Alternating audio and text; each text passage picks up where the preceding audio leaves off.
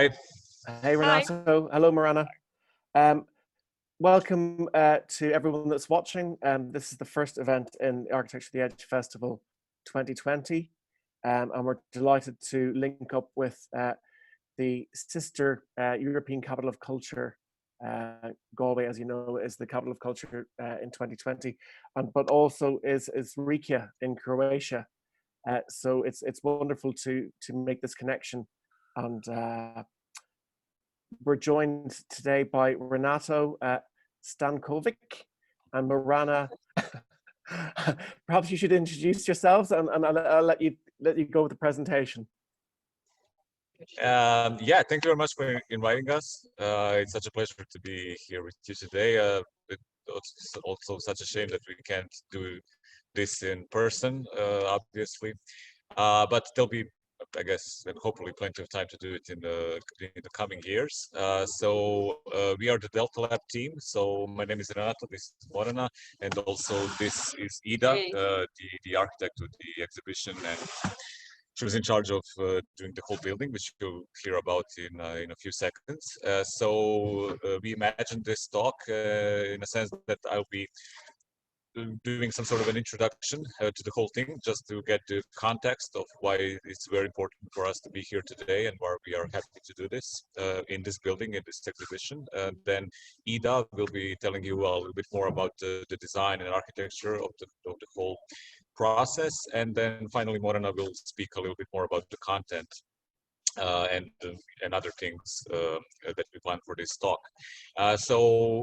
First, it's very important to understand that the way the capital culture project was conceptualized here in Croatia is that the University of Rijeka has a large role in developing the program and executing the program as well.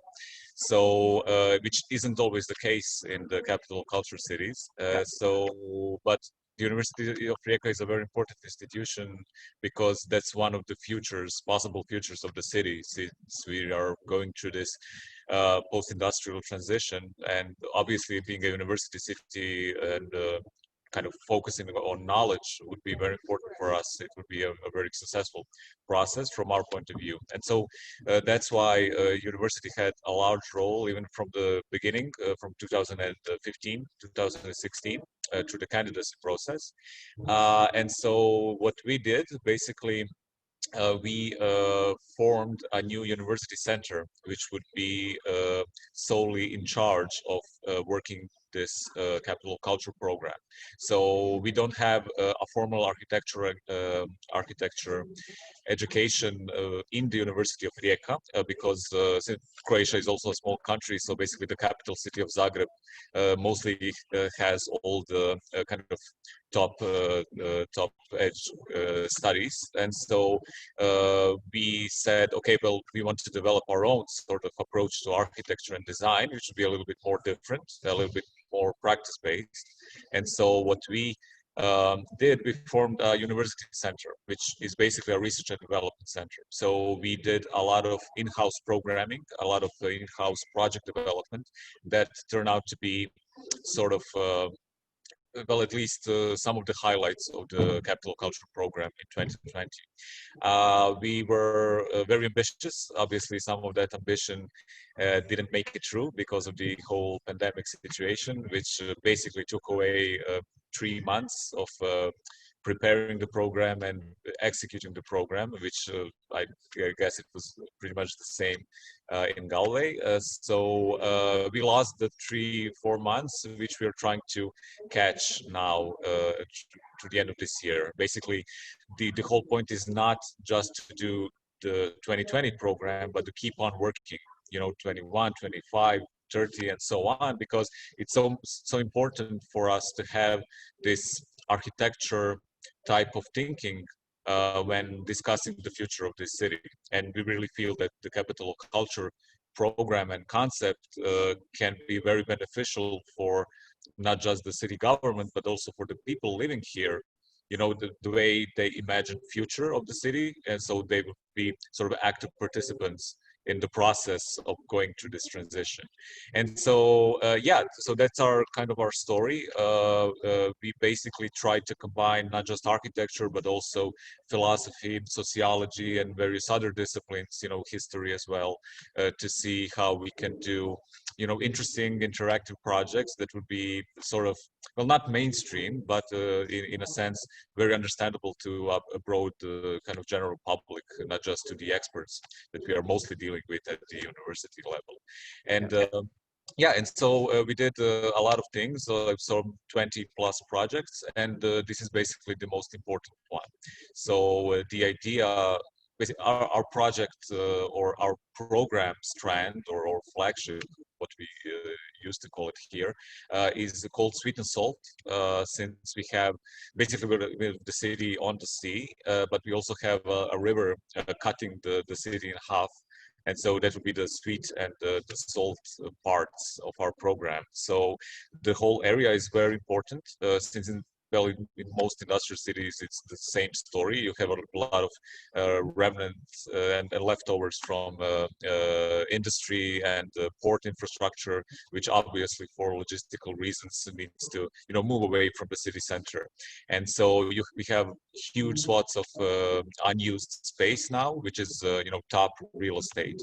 And it's very important for us that we kind of, the city and the people living here have a chance of kind of being a part of this process of what this space is going to be, because whatever it's going to be is going to be here for another century. And we really don't want it to be like, you know, whatever's being done usually with these spaces, you know, creating, you know, luxury condos, which would be, you know, too expensive for people here, or bringing a lot of businesses which are not sustainable, and basically stuff like that.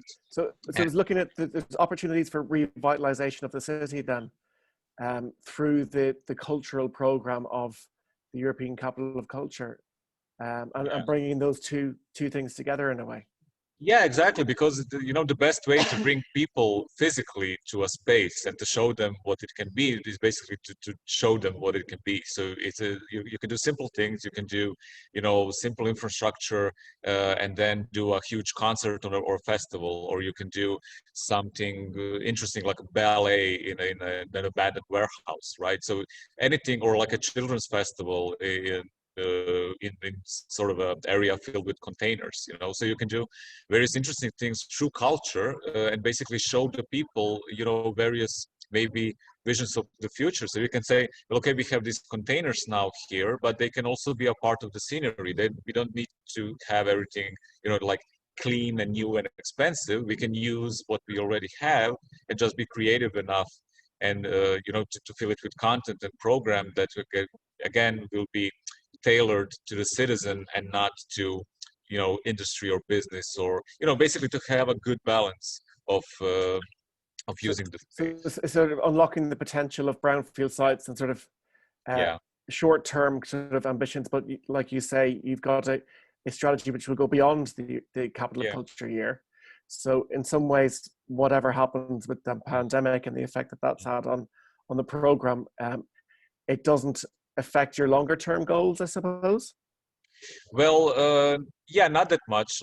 Luckily, the whole pandemic turned out to be not that, well, not yet, at least from this perspective, at least in a financial sense, it didn't turn out to be that dramatic. So we still are very hopeful for, you know, the city budget and the state budget and whoever else is partnering with us in this process, you know, to still have at least some means of continuing what we started.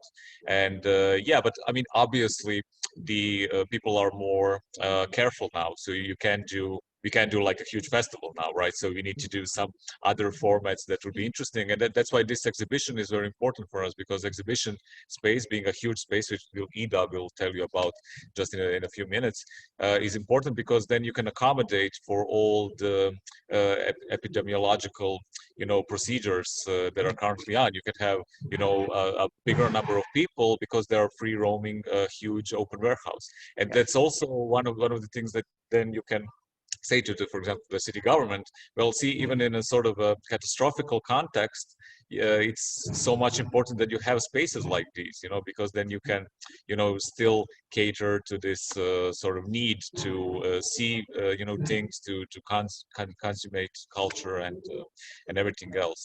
But so yeah, that would be the sort of the introduction to this. That's why it's important. This is one of the spaces that we kind of reprogrammed, renovated, and basically reused, whatever you want to call it. And so I will be more than happy to give my place to Ida now, who is an architect, a practicing architect, who can say a little bit more about the building itself. Okay, so Ida. Thank you, Renato.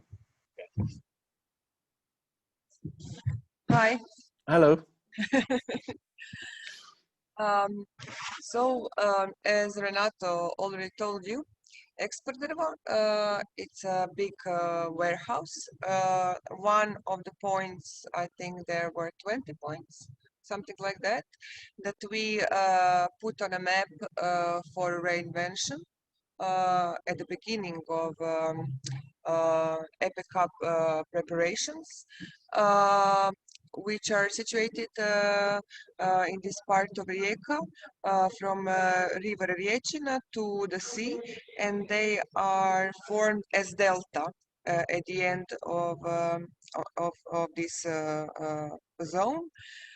What is important, the most important part, and the winning part of this exhibition, not only this exhibition, but the reinvention of the building, is that for 5 years, this building and the part of the plot in front of it is given to the city from the state for 5 years.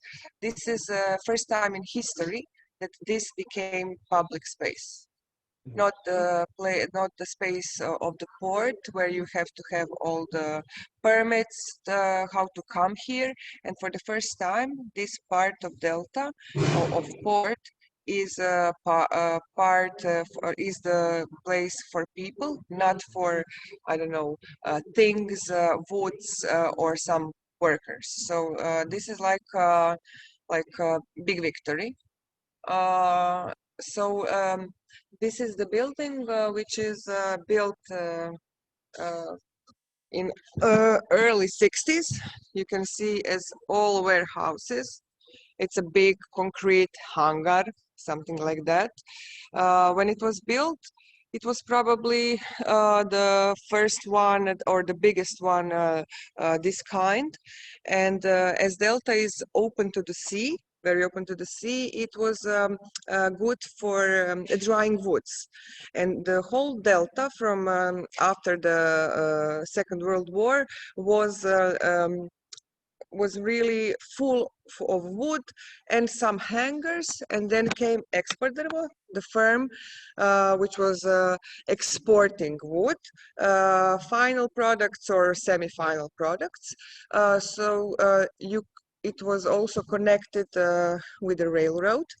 So this is very longitudinal building, which in the middle had 2 rails, the entrance of the train, and then you had something which is also familiar to this this kind of warehouses, hanging crane. And this hanging crane was putting the woods like on the left and on the right. But it was built for 3 years because as it was building, the maintenance of wood and the technology was changing, the packaging was changing. So you can also see there's some galleries, like parts. It's hard for you to see, but as things were changing, the technology was changing, or the packaging of the wood, some things were like added here. So, but nevertheless, this is the building of 6,000 square meters. And now the 4,000 square meters, the part of it are, kako se kaže, promijenjena namjena. The function of it is changed from, like legally, changed from a warehouse to cultural building. we call it like a social cultural building. It doesn't have to be culture here, only culture here. So this was also like the plan of the building was also the input for Fiume Fantastika exhibition. This road, or corso as we call it, which is like the big street from south to north, from north to south, is like our corso, and the houses on corso are our pavilions. Our pavilions, which are 10 phenomena of the city, which are transcoded to architecture. So also we have a square. We are now like amphitheater, something like that. You see, like every city has it, so we have to have it. These are our houses.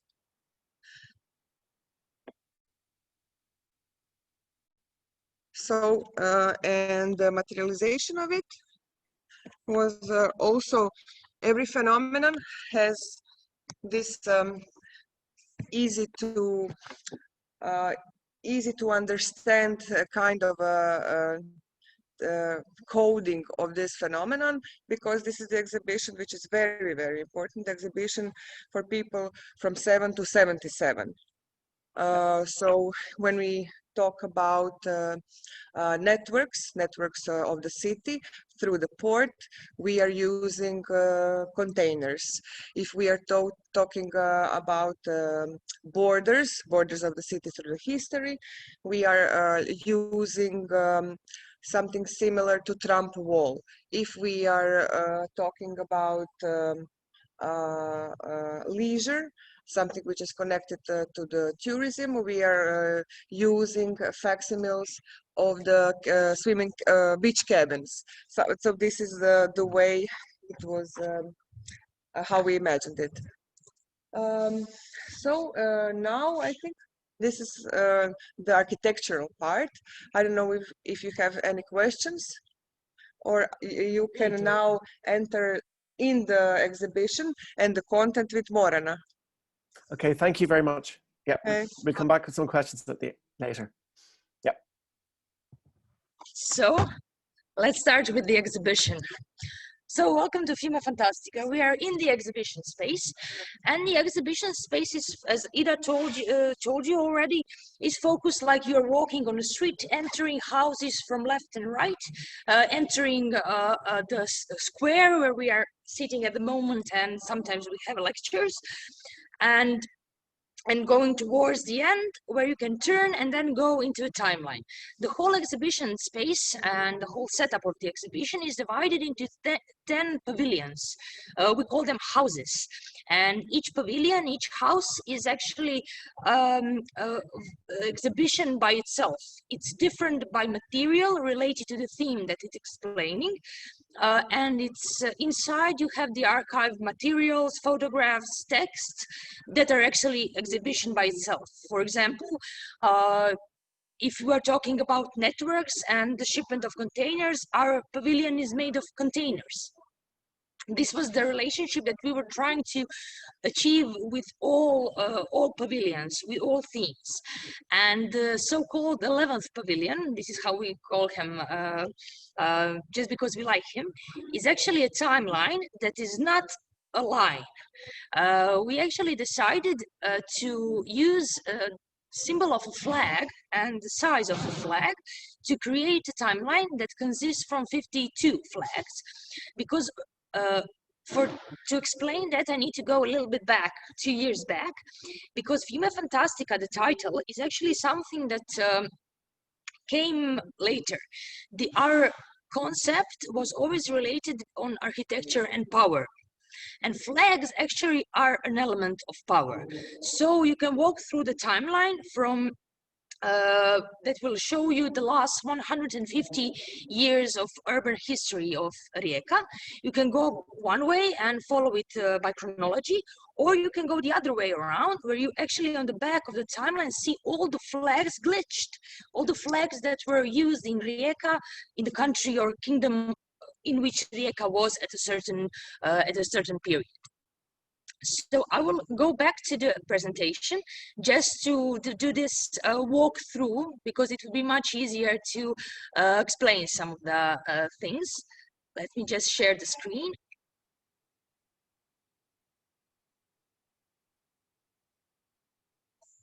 So this is Fiume Fantastika. So now the whole building, as Ida explained you, is actually an old storage house that it was used for drying wood, and it's orientated from north to south, and it's actually like a gallery. Like for example, in Milan, you have these covered streets. This warehouse actually functions very similar like that. So on one side you see sorry to interrupt. Is it okay if you go full screen? Oh, of course. Sorry. No worries. Sorry. Wait. Let me just. Sorry, na hrvatskom. Sorry, Croatian. Better? That's perfect. Thank you. Perfect. Okay. For example, now you see I'm sitting here, right here on the square, on these little benches here. This is the space in the exhibition that we are using for different type of lectures, presentations, workshops with high school children, because we are actually in the process of we developed and now we are implementing it, one class of art culture in the exhibition space. So we are connecting the exhibition with their themes that they need to learn in high school. So we're trying to adjust that to their age and their topics. Exhibition Fiume Fantastika actually starts with a pavilion that is called Port and Railway, because some of the historians that were working on the exhibition with us were always saying that you need to have a year to start with, although this is more phenomenological exhibition, but we decided to take 1 year, and this is 1873, because that was the year when the railway came to Rijeka. What you need to know, at that point, the railway was a huge project created by the Austrian monarchy, and it was their project, how to bring the railway to Rijeka, to make Rijeka a port. And actually they did that. And Rijeka at that point was the 5th port in Europe by the amount of commercial transport that was happening. This is what they actually wanted to do. And this was a very important story to tell, because at the same time they're developing one city, but they are developing only infrastructure. A port on one side and then the railway on the other side. The second pavilion, this is the pavilion from the outside. The second pavilion is called Borders. Rijeka has a very interesting history, because really a lot of borders were going through Rijeka, actually through one city. But what we wanted to show was through architecture, the difference that was happening on one side and the other side. We're not talking about politics and history here. Of course, art history more than real history. So we wanted to show this difference between Rijeka and Fiume, one city that is being developed as two cities because there is a wall in between that is dividing it. And this wall is actually metaphorical example of that wall is this line that you see here, because you actually need to cross the border to get to the other side. The third pavilion that we are in is called Networks, because we did, in the research we covered all the networks that were actually used in building Rijeka. Those networks were created with different things like sugar, because Rijeka had a really big sugar factory, oil, shipping containers. So we wanted to show all these different movements that influence the development of Rijeka. And of course, this time a container is the pavilion by itself. The fourth pavilion that you see here on this side, on the right side, the block is actually a cinema that is also as one pavilion in the Fiume Fantastika city. And for this pavilion, we had two creation authors, Igor Bezinovic and Majda Srabovic, create one special short artistic film called People Are Coming, which was actually created from different archive materials, and it's talking the story about different individuals that were developing Rijeka, that influenced on the identity of Rijeka. Some of them were tearing it down, some of them were building it, but all of them influenced on the identity. This is the cinema from the inside. The next pavilion is called the Palace. Every city has its history with palaces. What we wanted to show is exterior and interior in one frame, made from different, five actually, different palaces in Rijeka from different times. Some of them were 19th century, some of them are very contemporary, but we wanted to show the importance of these houses in the representation of the city. This is just one intro, so you can see here the timeline and the flags hanging. And this is the entrance to the pavilion called the city. It's important to show it like this because this is the only pavilion that actually has the exhibition on the outside. And it's formed like a real house that you will normally see somewhere in the city. And the exhibition on the outside is actually an exhibition of works, architecture created by Igor Emili that did reconstruction of the old part of city in Rijeka. After the Third World War, Rijeka was devastated, but the old part of the city was actually, it had problem with health, with stability of people even living there. So this type of reconstruction was needed. What he did there then, we decided to place outside on the street, since all the pieces that he made, all the houses that he made, is something that you can actually see if you go downtown in the center of Rijeka. This pavilion here that you see, it's called Leisure. When you're talking, first I started to talk about the railway. The railway did develop the port, and it was the reason how the city started to develop. But what happened later is that this same railway was used to boost tourism, to create it. But people that were coming from Austrian monarchy, they were not coming to Rijeka actually. They were coming to Rijeka by train, but then they were either going to Abatia, or they were going to some of the islands. And you have this contrast that was happening because Opatia was more, it was going in the direction of health tourism, while some of the places like Haludovo or Skot, they were places of this hedonistic approach to tourism. It is a different period of time, but it's a different type of architecture and it's a different use of tourism. But it was really happening in this area around Rijeka. This is the other point of view. So you see here the palaces, the leisure, and here is the city exhibition on the outside. And now here, these rocks that you see is actually another pavilion called Common Ground. So what we discovered when we started to research about the development of Rijeka is that since Rijeka was being built, it didn't have any squares, it didn't have any wide spaces. So actually everything that was dug up was actually used to create new land. So you have places like Preluk, Delta, Kantrida, those are locations in Rijeka that actually were new, these stones were placed as ground, and they were new places of common ground. They were places for sport, for gathering people. And this is how Rijeka was actually building its new land, its new space. That's why the stones are actually used with the analogy of the story. This is Ida inside doing a tour. On this model that you see here, you actually see this, what I told you, this digging out and building new land. And of course, archive materials and photos that actually show the use of these common grounds, these new locations in Rijeka in different periods, of course. The second pavilion that we are going to talk about, and it's officially the 9th one, just one left. It's called Monuments. We had great help here from one curator and art historian, and Lucas Kansi, who actually made this selection. There was no way that we could cover all the monuments created in Rijeka and around Rijeka. So Luca made one selection.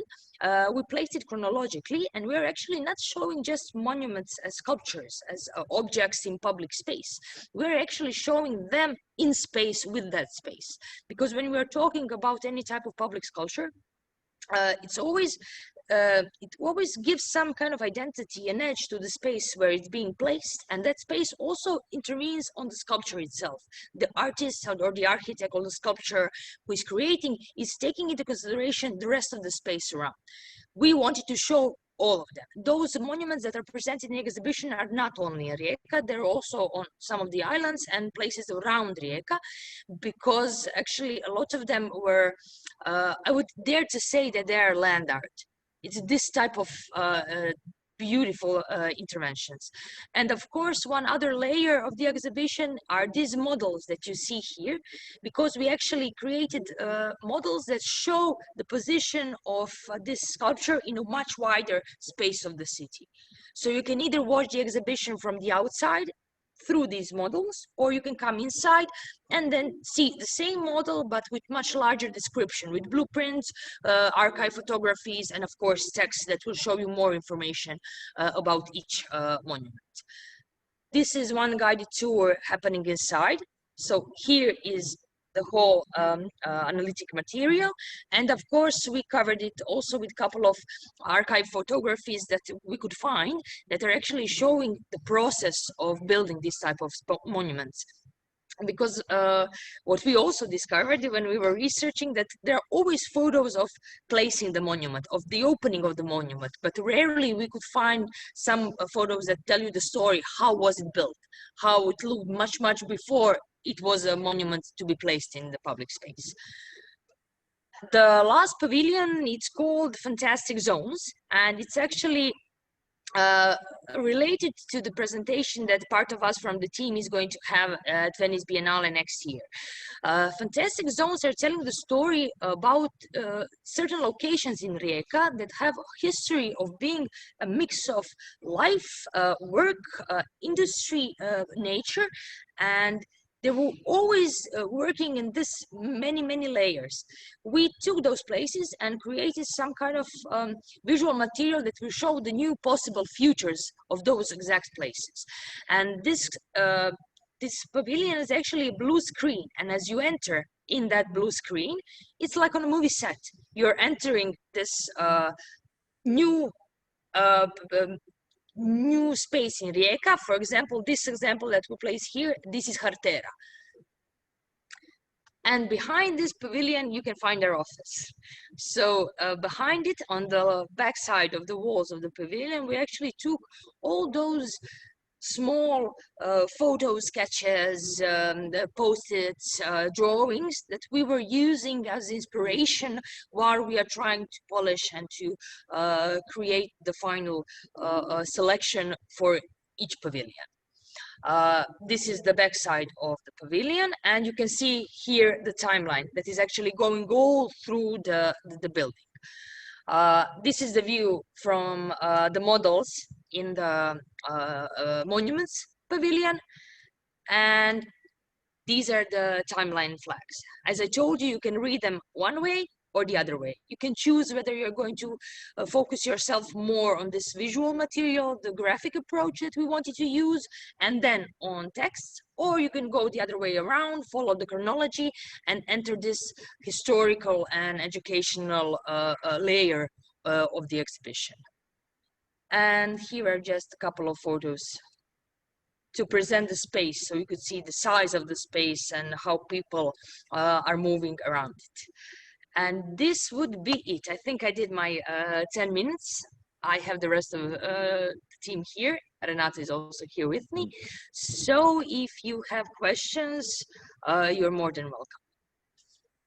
Thank you very much, Morana. That was a great presentation by everyone of the exhibition. It looks fantastic, as it's called.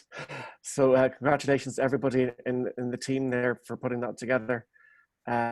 I'm particularly taken with this idea of this new possible futures that seems to be where the whole, this journey down this internal street. It's like a walk through the city. It's sort of taking you back in time, but then you end up with this possible future. And as Renato said at the beginning of the presentation, there was no sort of I suppose architectural hub or center within Rijeka that the universities are that have architecture programs are in other cities like Zagreb. But you're now embedding this into the cultural program and connecting with people through the exhibition to get them involved in how the city develops going forward. So I think that's a very exciting sort of initiative, and think something we can learn from and perhaps bring to Galway as well a little bit. I'll invite other people if anyone else wants to offer a question, if there's before we continue the conversation. I know that people are shy to ask questions, Yeah. so if there are no questions, it's also okay.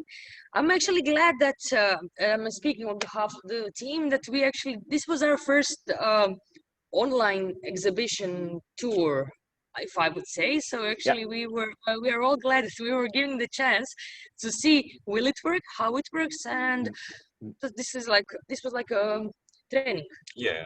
Yeah. It's the same for us as well. It's our first one, and we're still all adapting to this kind of new way of doing things. And I suppose some of the for me, I mean, it does sort of seem that some of the elements within the program that you've devised there from Sweet&Salt, and this idea of revitalization and a new approach, new ways of doing things, that we are sort of. There is something about when resources are quite, we might not have the best resources sometimes, and we might have setbacks, but we do have to take a new approach and look at different strategies of ways of doing things. So we're all learning as we go forward. But I think I'm kind of interested in this idea of the legacy and when that came into the project and where did that come from? Well, the legacy element was always an important element of. I would just place Renato in the frame also. Legacy was always a very important element of even the big book, and of course later on of the program of Rijeka 2020, when we thought that we were going to do all things that we planned, and some of the legacy elements are being created, and they are going to stay as legacy, and some of the legacy elements needed to be reformed due to new ways of presentation and new concept, because this situation with COVID actually influenced a lot on the communication with the programs.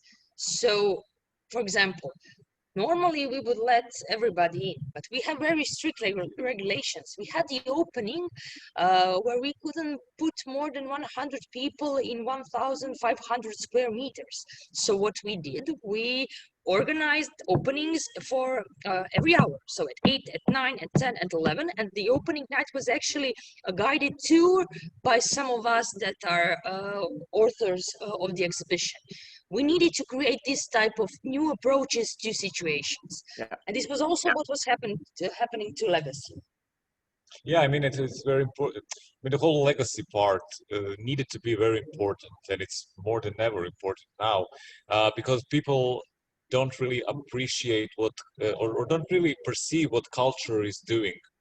In a sort of a legacy sense, right? I mean, most of the people would initially think that it's like a waste of money, what these guys are like dancing or singing. So, it's not really perceived as a resource to build upon, right? And so this legacy element was so much important for us, because also, trying to be a university city, that's fine, but also trying to be a city that has a lot of cultural heritage to show, that has a lot of, avant-garde art that also wants to show as well. So we needed to kind of, even through data or through this perception, to show what culture means and what can bring to the city and what basically remains, right? I mean, it's not always just, you know, murals, it's not always like spatial installations, it's not always infrastructure. Sometimes it's something you can't really see, but it's there, right? And so what Morana has said already, you know, sometimes it's a model, sometimes it's a recommendation, sometimes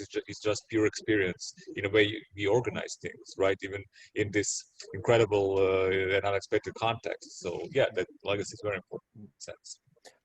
How did you kind of communicate that to the general public, to the wider audience, and let them sort of become part of that conversation about and participate, I suppose, in that process? I mean, did they inform how the exhibitions were sort of curated? Was there sort of what we are doing in this audience development area, I would call this question audience development area, is that we are always we have a certain time, certain dates in the days in the week. At a certain time, we are always having this open guided tours for interested audience in small groups, because we have to do that. But the idea is that the touring through the exhibition that actually lasts, if you really want to make it good and very detailed, is 1 hour and 30 minutes. That's a lot of time, but it's always some of us from the team. This type of tours are for general interested public, and students don't do that. Students that are working with us, the artists and the curators do that, because it's very important to communicate. But we couldn't place all the information and all the material that we have found in the exhibition. That would be impossible. It can't be done. It wouldn't have this type of context. So through the tours, and for this not one-to-one, but one-to-the-group communication, you can actually give much more information about this research and why, through all this research, we selected just one photography to explain this. Yeah, and people's reactions are very, very positive, because, you know, having seen something and then hearing all of these stories that you can't really present in any sort of exhibition sense, it kind of switches their perception of their own city, and it creates, I guess, this click. So they don't.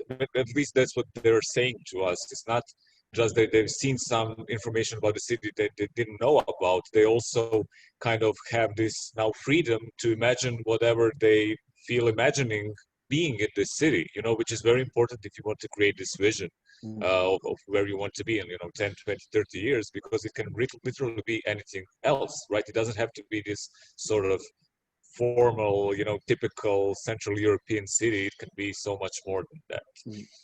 I think it's interesting how you said about changing perceptions. I mean, if you had described that it's basically a tour of the city, but all within one big building, rather than sort of a walking tour around the city itself. But so there is an element of it being like a history lesson, but it's not like a history lesson. It's sort of it's showing the things that you may not notice, or perhaps the unobserved, and like if you change perceptions, you're noticing different things, I suppose. But you see this as possibly just the starting point for something for 2030, you mentioned, and 2050. What kind of city do you see for Rijeka in 2030 or 2050, or what would you be hopeful having? And Morana, you talked about it being research, doing all these things rather than sort of a display of the history. So, if you know, what's the vision going to be that this research has informed? Well, we made 3 fantastic zones. That's a very interesting question, because I'm from Rijeka and Morana is from Zagreb. She came to live and work here just for this project. So I also want to hear the answer of what she thinks about. Well, you can see all the 3 fantastic zones as 3 potential futures in Rijeka that we created for the last pavilion, and you can even see that more in December when we publish the book, because we didn't publish the book yet. The book that we are preparing is actually really going to be a book. It's not just going to. It's not exhibition catalog. It's a book different authors, different texts related to the research that was happening. So you can think of exhibition as one type of presentation, and the book is going to be a new project, actually, a new layer of communicating this information about Fiume. And so the book is going to be the last thing that we do connected to this project, but also it's going to be a sort of a return to 2016. And the first activity that we did is a sort of a manifesto for a new city that we wrote before starting any of this, because obviously we needed to sort of have a framework of, what's our vision, right? Going back to your question. And so our manifesto says a lot of the things that are, very trendy now, of course, sustainable development, more green things, to put it simply, to have this sort of participatory transformation or participatory urbanism. So everything have already been there throughout all this time. And that's what we kind of hope to achieve. It's very hard to do this in a former industrial city, which is also a port city, because obviously there are so much interests which are not only citizens. So you have all these, lobbies, that are connected to this kind of global connection of people and goods and everything that's going on. And obviously it's very important real estate that, you're not going to get for free, right? You need to either fight for it, or you need to kind of have a pretty good negotiation abilities in order to have it. So I think the future of our city, and I think the last timeline flag shows it probably the best, because it's so the last timeline flag is 2020, and you have only 2 events. So first one is opening of the Capital of Culture program, which was very spectacular, and it sort of brought a lot of optimism to the city. And then, of course, the COVID-19 pandemic, which introduced fear of the future and fear of connectedness and everything. And I think the balance, a proper balance between those two, because obviously you need to be careful, but you also need to take risks if you want to create something beautiful here. And so I think the balance between those two things will define the future of Rijeka and probably other cities as well. Yeah, I think it's interesting what we're all learning to have in common and making these connections, like we are with you today in Rijeka. And everyone's working from home all over Europe, and there's a lot, but it's finding that balance, I suppose, between being able to continue to have a good quality of life that we've always enjoyed, but also adapting to the changing circumstances.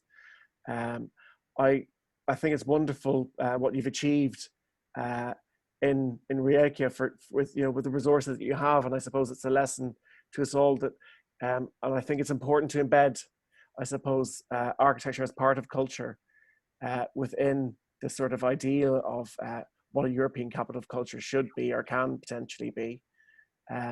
The idea of creating a manifesto that becomes something that, if Morana goes back to Zagreb next year, that it's something that's a legacy in itself, that you've actually placed the first building block, I suppose, the foundation stone for a lot of things that are going to develop. And Renato, I wonder too, within DeltaLab, it sounds like a classroom sort of environment. I mean, is there an element of that to it as well? Well, you talk about urbanism and that kind of thing. Sure. By the way, very nicely put with your last couple of sentences. But so the idea is obviously we created or gathered so much knowledge, which is very kind of general knowledge. We combined and got, before the pandemic, a lot of people coming over from all over Europe, not just students, but also the experts that we called in, to consult. And so this created the idea of creating a sort of postmaster study program, which is called Urban Studies, which we all have all the documentation ready from our Ministry of Education. And basically the idea is next spring, if everything turns out to be good, or next summer, depending on how people can travel next year, we'll be ready to have our first official students, which will learn from us and from the people working with us, how they can sort of, have this knowledge and implement it in other cities and in other environments as well. So we plan to translate this knowledge and experience into some models and some, curriculum elements that we want to, give to people, and that could be a pretty good entrance to having a more serious architectural education here in Rijeka as well. So that's the plan for next year. Very good. So that's a very important part of it. That's a legacy part as well. But all these terms of laboratories and research, it sounds like you're defining the methodology to show that vision. I suppose coming back to that adapting to changing times, but also displaying to whoever it is that makes these decisions for the future of Rijeka, that you're actually presenting an alternative way of looking at things, or how that might be developing. And I think that's really, really, really good. It's an ambition that we'd love to do in Galway. I really do hope that we can continue to meet and for the two cities to exchange knowledge and share these ideas, because we all do learn from each other. I would love to come and see the exhibition. It looks absolutely wonderful. I don't know, is there any other questions or anything that perhaps we didn't that you wanted to say to wrap it up, Morana? I think we covered all. Yeah. We covered it all? I think so. Okay. Well, it would, if you want detailed tour, that would take us hour and a half more. Yeah. So Okay. I think we could call it a day. Yeah. Thank you here. very much for coming. Thank you for the thank you so much for having us. Okay. And best of luck in Galway with your future endeavors as well. Yeah. And hopefully we'll go there someday. I mean, that was our plan for That was this always year. the plan, to bring the exhibition here, exactly. wasn't it? Yeah. Yeah. True. Thank you very much, guys. Thank you. Bye. See you Bye.